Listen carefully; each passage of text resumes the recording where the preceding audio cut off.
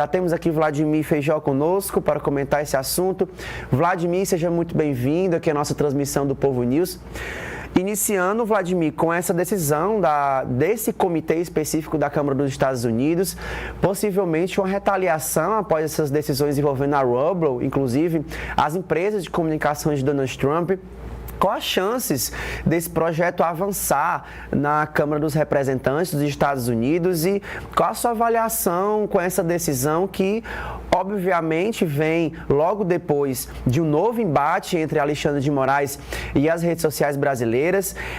A decisão até, o colegiado até cita a questão de representantes que censurarem integrantes dos Estados Unidos, na população dos Estados Unidos, o que creio que não aconteceu nas decisões de Moraes, mas qual a sua avaliação sobre esse cenário?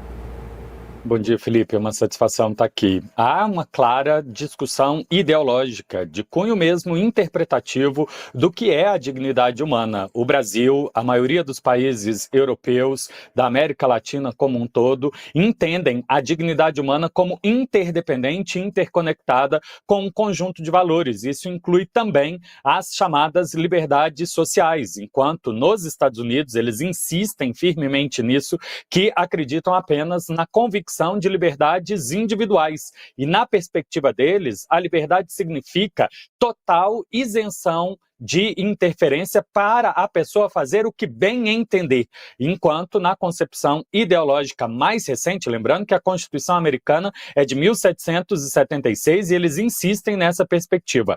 Já uma atualização a partir do século XX, e em especial depois da Segunda Guerra Mundial, é muito preocupada com a liberdade em face de, a liberdade individual contra abusos provocados por outras pessoas e não só o Estado. Por isso que a nossa Constituição fala da proibição da prática de racismo, fala da proibição de degradação da dignidade de alguém, e quem promove isso tem que ter resposta. Além disso, há uma clara confusão do que é o processo judicial, imaginando que, assim como em outros países, o Brasil talvez seria um daqueles em que o judiciário tem liberdade para decidir se denuncia ou não denuncia alguém, se segue ou não segue no processo. Aqui no Brasil as coisas são separadas. O judiciário só age por provocação externa de uma organização não governamental, de uma pessoa natural ou do Ministério Público. E boa parte dos processos que estão no Tribunal Superior Eleitoral e Supremo Tribunal Federal a respeito da defesa da democracia e das instituições contra desinformação ou mesmo ataques pessoais foram promovidas pelo Ministério Público. Então a pessoa do ministro não é responsável por uma injusta perseguição. Quem está sendo processado tem as ferramentas judiciais para corrigir isso. Então esses são os dois principais argumentos que eu teria de dizer.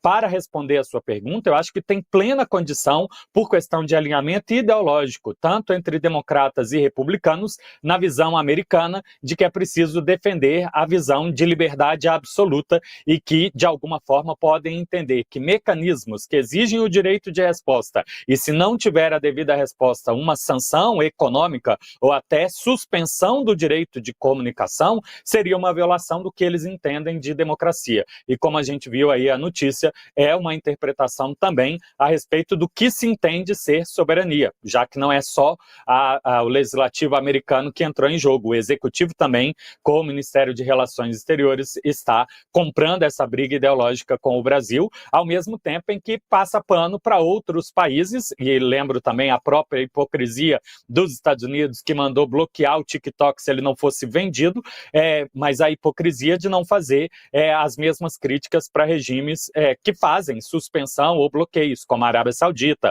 ou a Rússia, que hoje são alinhados de primeira linha dos Estados Unidos. A crítica tem sido direcionada apenas àqueles que fazem mais crítica aos Estados Unidos.